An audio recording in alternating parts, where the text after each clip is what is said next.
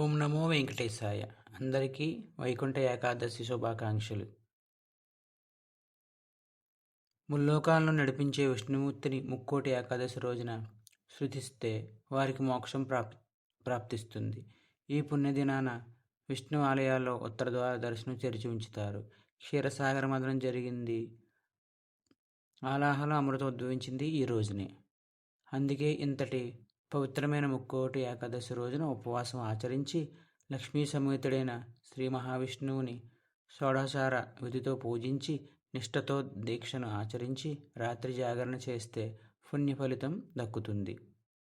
వైకుంఠ ఏకాదశి రోజున ఉపవాసం ఉండాలి.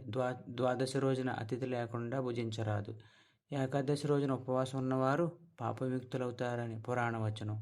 ఉపవాసం వల్ల జీర్ణాశయానికి విశ్రాంతి లభించడం ఆరోగ్యప్రదాయమే కాక ఏకాదశి రోజు చేసే ఆధ్యాత్మిక సాధన శరీరం పుష్టిగా సహకరించేందుకు ఉపయోగపడుతుంది. ఆధ్యాత్మిక సాధకులు ఆరోగ్యం సుస్థిరకు ఉపవాసమే ఒక దివ్యాస్త్రం. ఉపవాసం అంటే ఏమిటి? ఉప అంటే దగ్గర, వాసం అంటే ఉండడం, మనకు నచ్చినటువంటి దేవుడికి దగ్గరగా ఉండడం. ఈరోజు మనం విష్ణుమూర్తి లేదా కృష్ణుడి యొక్క నామజపం చేయాలి. ఓం నమో నారాయణాయ, ఓం నమో భగవతి వాసుదేవాయ. హరే కృష్ణ హరే రామ, హరే కృష్ణ హరే కృష్ణ, కృష్ణ కృష్ణ హరే హరే, హరే రామ రామ రామ హరే హరే. అలా మీకు నచ్చిన ఏదో ఒక నామజపం చేయండి.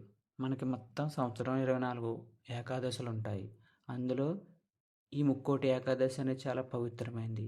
ఈ ఒక్కరోజు ఉపవాసం చేస్తే మిగిలిన 23 రోజులు ఉపవాసం చేసినంత పుణ్యఫలం లభిస్తుందని విష్ణు పురాణం వచనం.